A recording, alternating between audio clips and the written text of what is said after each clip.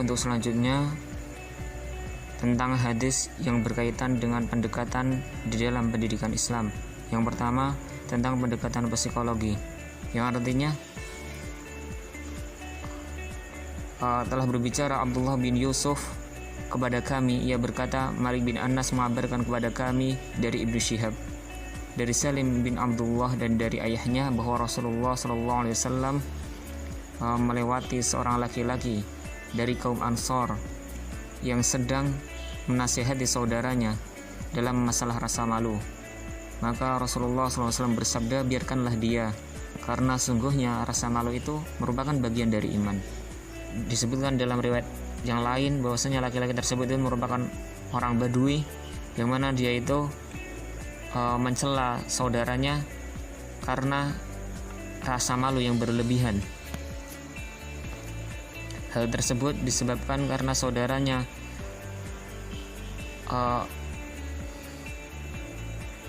mempunyai rasa malu yang melewati batas sehingga menghalangi dia dari mendapatkan hak-haknya.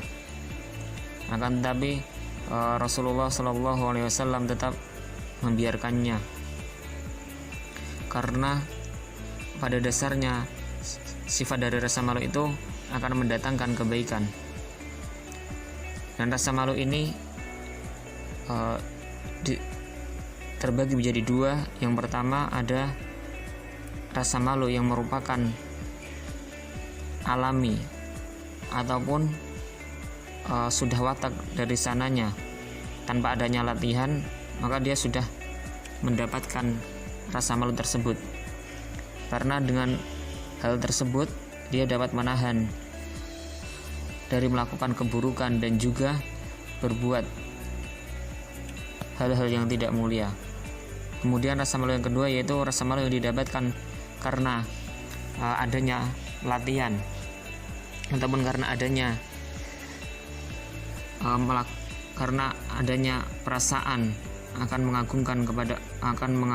pengagungan kepada Allah seperti melakukan ibadah, sehingga setiap hal yang dikerjakannya dia selalu merasa akan diawasi oleh Allah. Maka ini merupakan rasa malu yang memiliki derajat paling tinggi dan juga merupakan derajat ihsan yang paling tinggi. Berkaitan dengan pendidikan psikologi ini, ada banyak ulama yang sudah mengarang beberapa kitab, akan tetapi yang paling terkenal yaitu adalah Imam Al-Ghazali, yang mana dia mengarang kitabnya yang berjudul Ihya Ulumuddin, yang di dalamnya berisi tentang eksistensi dari jiwa manusia, yang mana manusia itu terdiri dari kolbun, dari ruh, dari akal dan juga nafsu. Dan keempat unsur tadi terdiri dari dua hal yang berbentuk rohaniyah dan juga jasmaniyah. Yang kedua yaitu pendekatan sosiologi. Sebuah hadis disebutkan yang artinya telah menceritakan kepada kami Ahmad bin Yunus, telah menceritakan kepada kami Mu'arif bin Wasil dari Muharib bin Dithar dari Ibnu Buraidah dari ayahnya, dia berkata Rasulullah SAW bersabda, aku larang kalian dari 3 hal dan aku perintahkan kalian kepada 3 hal tersebut. Aku melarang kalian dari ziarah kubur, akan tetapi sekarang lakukanlah, karena di dalamnya terdapat peringatan. Aku telah melarang kalian dari minum beberapa minuman, kecuali jika minuman tersebut berada dalam wadah kulit. Maka sekarang minumlah dari bejana mana saja, asalkan tidak berisi hal-hal yang memabukkan. Dan aku telah melarang kalian dari memakan daging kurban setelah 3 hari, akan tetapi sekarang makan dan nikmatilah dalam perjalanan kalian. Untuk keterangan hadis ini bahwasanya Rasulullah SAW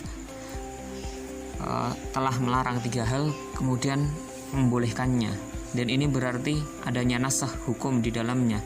Yang pertama berkaitan ziarah kubur, yang hal tersebut pada mulanya dilarang oleh Rasulullah SAW disebabkan karena masih dekat dengan zaman jahiliyah, sehingga beliau mengkhawatirkan bahwa para pengikutnya jika berziarah kubur akan terkontaminasi atau akan melakukan amalan-amalan yang menyelisihi Islam, seperti meratap dan lain sebagainya, sehingga Nabi pun melarangnya. Akan tetapi setelah orang-orang telah paham akan agama Islam dan sudah tersebar Islam di mana-mana, maka Rasulullah pun membolehkannya. Kemudian yang kedua itu tentang larangan dari memakan daging kurban di atas 3 hari. Hal tersebut disebabkan karena pada saat itu keadaan kondisi masyarakatnya masih miskin di awal-awal mula Islam, dan Islam saat itu masih belum kuat, sehingga dibutuhkan adanya bantuan makanan dari para saudagar, khususnya dari para orang-orang yang berkurban. Maka bagi orang-orang yang berkurban, jika lebih dari 3 hari dan masih memiliki banyak sisa daging kurbannya, maka hendaknya segera disedekahkan kepada fakir-fakir miskin. Kemudian setelah Islam kuat dan Jazirah Arab sudah hampir seluruhnya menjadi Islam, sehingga orang-orang pun menjadi sudah berkecukupan, maka hal ini pun sudah tidak berlaku lagi. Kemudian yang ketiga itu tentang larangan Rasulullah SAW dari meminum bejana, karena pada awal mula Islam bejana yang terbuat dari kulit itu sudah maklum atau sudah ma'ruf, sudah diketahui bahwasannya bejana tersebut pasti berisi anggur yang memabukkan, sehingga Rasulullah pun melarangnya.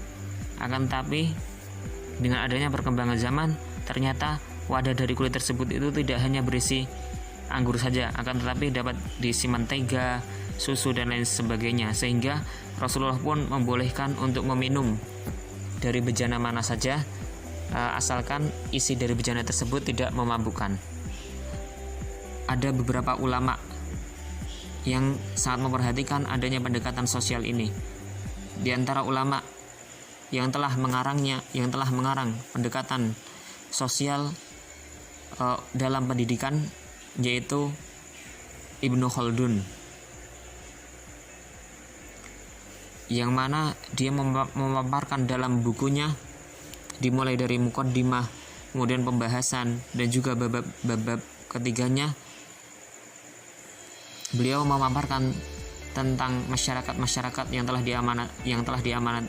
diamatinya, mulai dari Andalusia, Afrika Utara, bahkan sampai Maroko, dan membaca akan adanya kemunduran ataupun faktor-faktor dan juga jatuh bangunnya kekhalifahan melalui pengalamannya tersebut.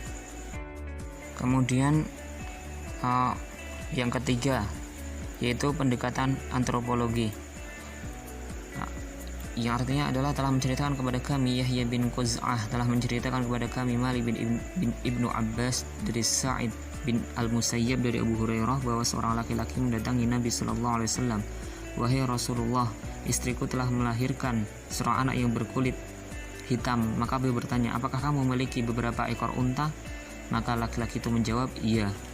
Beliau melanjutkan pertanyaannya, lalu apa warna kulit dari anak unta tersebut? Dia menjawab merah. Beliau bertanya lagi, apakah di antara unta itu ada yang berkulit keabu-abuan? Laki-laki itu menjawab iya. Beliau bertanya, kenapa bisa seperti itu? Maka laki-laki itu menjawab, mungkin itu berasal karena faktor keturunan. Maka beliau bersabda, mungkin juga anakmu bisa seperti itu karena adanya faktor keturunan.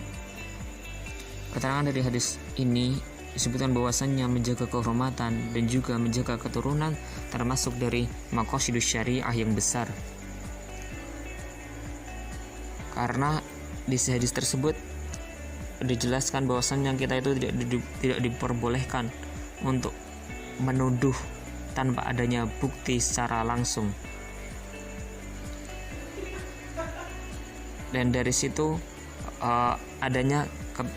terlihat bahwa adanya kepiawaian Rasulullah SAW dalam mengkiaskan suatu hal dengan hal yang lebih jelas dan juga maklum, yaitu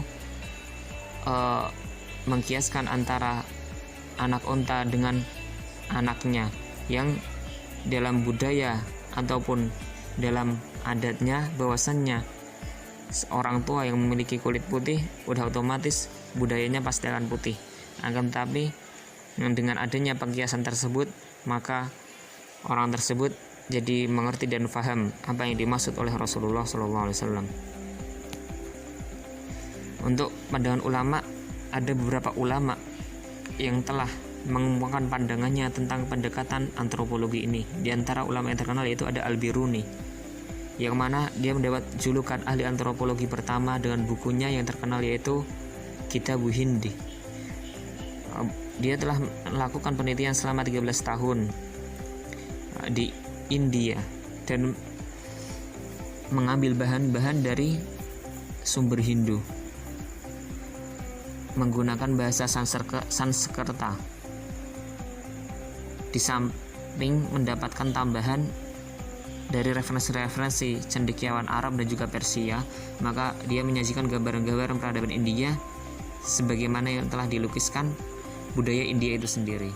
Untuk keterkaitan hadis psikologi di atas, maka dapat disimpulkan bahwa rasa malu tersebut merupakan sifat dari kepribadian seseorang, sehingga dalam masalah pendidikan pun hal tersebut, apalagi berkaitan dengan kepribadian khususnya peserta didik, maka harus lebih diperhatikan oleh pendidiknya. Karena sebagai pendidik kita juga harus tahu pada umur berapa mereka cocok untuk mendapatkan materi pelajaran yang ini, dan pada kelas berapa mereka cocok untuk mendapatkan materi yang ini. Karena tidak mungkin kelas 1 akan mendapatkan langsung materi perkalian misalnya seperti itu, ataupun contoh-contoh lainnya. Untuk keterkaitan dengan pendidikan, bahwasanya pendekatan sosiologi itu diantaranya adanya interaksi ataupun komunikasi antara pendidik dan peserta didik, sehingga dengan adanya interaksi atau komunikasi tersebut, suasana pembelajaran menjadi menyenangkan dan menjadi nyambung. Bahkan dalam berkomunikasi bisa dibantu dengan berbagai alat, karena adanya zaman teknologi seperti perangkat proyektor dan lain sebagainya. Hal itu akan membuat tujuan pembelajaran dapat dicapai secara optimal. Kemudian keterkaitan pendidikan antropologi dengan pendidikan sekarang, yaitu bahwasannya ada beberapa hal yang harus diperhatikan dalam pendidikan, diantaranya yaitu adanya moral, hasrat ataupun budaya yang ada di sekelilingnya. Karena budaya yang ada antara tiap satu daerah dengan daerah lainnya itu berbeda. Nah, seperti contohnya saat mengapresiasi seorang murid. Jika di Indonesia mengapresiasi seorang murid dengan menggunakan dengan berjabat tangan kemudian memberikan hadiah, maka lain halnya dengan di Arab. Maka dia akan mengapresiasi murid tersebut dengan mengecup keningnya dan lain sebagainya.